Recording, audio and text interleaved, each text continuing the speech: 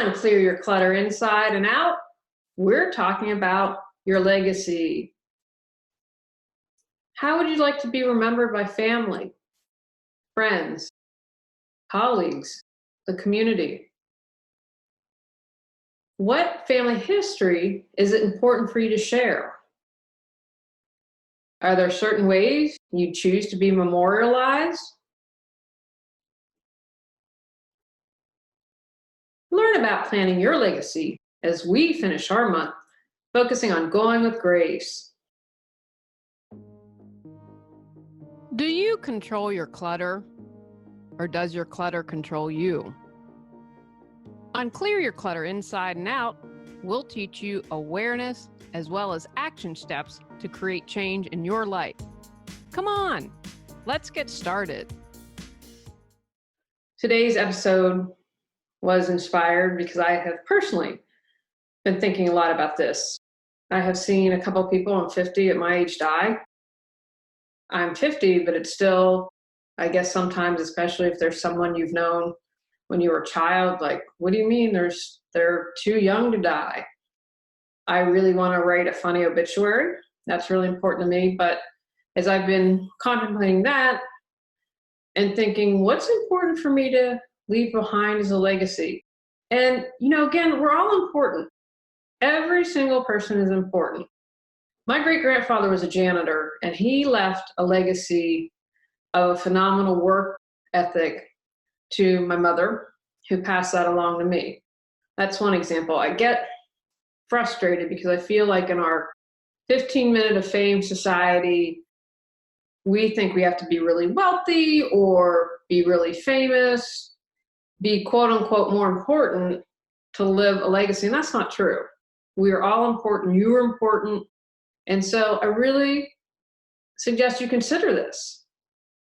This was inspired also by a conversation having with my Aunt Sue, who, shout out, thank you, Aunt Sue Farnsworth, who was an estate attorney and shared with me some stories over the years. And it made me realize, this is pretty important. And this is something that I think whether or not we realize it, and maybe as I go over the categories, you're like, oh yeah, I hadn't thought about this. Again, this is not comprehensive. This is a starting point. I want to start to get you contemplating and moving forward and getting some of these things accomplished. So here are a couple categories of items that you might want to think about. Personal history. What do you want people to know? Are there certain things about your life that's important for your family to know? Your community? What would you like people to know? If you've been a long-time listener to the podcast, and I did share this interview, I did this interview with Sybil Rhodes, who was like a second mother to me ages ago. Well, Sybil lived an incredible life, and she ended up writing a book about someone that she knew, which I thought was really great because she wanted to share that and tell someone else's life story. One of the things I enjoyed most about Sybil is learning about her life. For example, her father was a sharecropper, and Sybil was in her 80s when she died 5-6 years ago. And it's kind of incredible to me if you think about, wow, someone was living as a sharecropper for a father. And she shared a lot of her personal history, and that was something that was important to her. So what is it important? And maybe you want to share certain items in your obituary. I've mentioned I want mine to be really funny.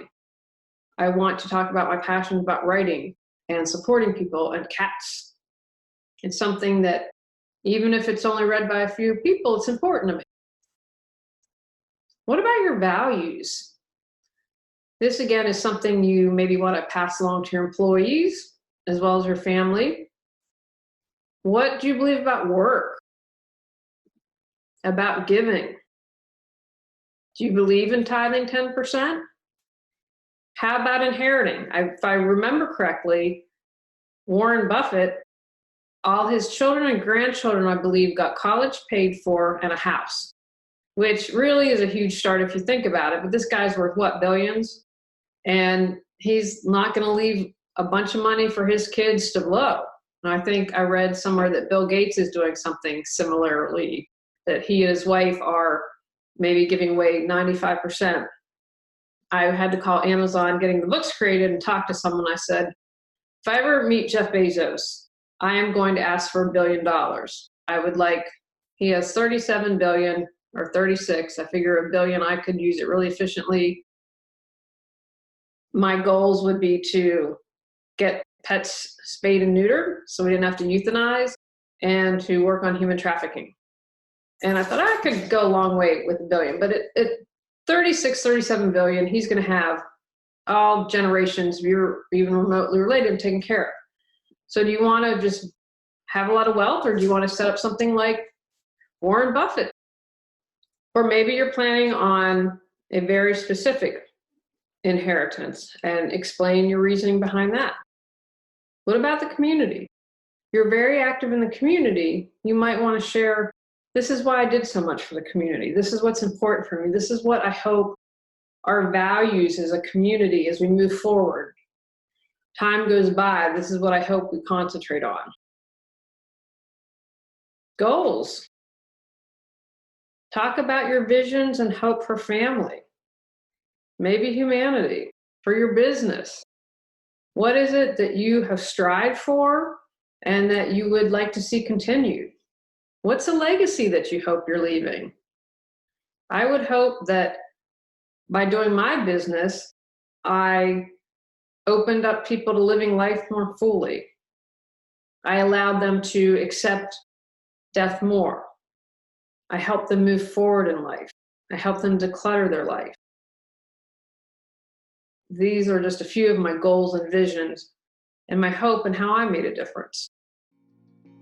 When you prepare for death, you can live your life fully.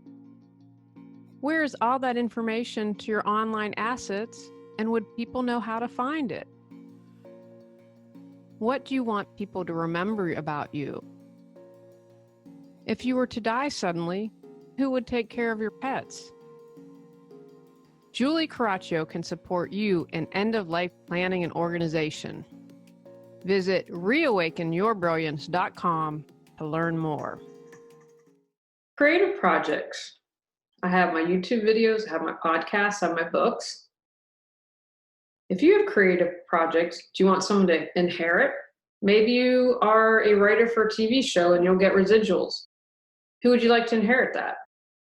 Or maybe some of you have artistic pieces, such as painting or sculptures. Would you like that left to a museum or a school? When you create that, do you want to share the stories behind your works? This painting was inspired by my walk on the beach in Acadia National Park, Maine. Or this work represents rising above trauma. What are the stories behind it? Do you want to share any of that? What's important to you for your creative projects? Remember, if you don't make decisions, someone else is going to.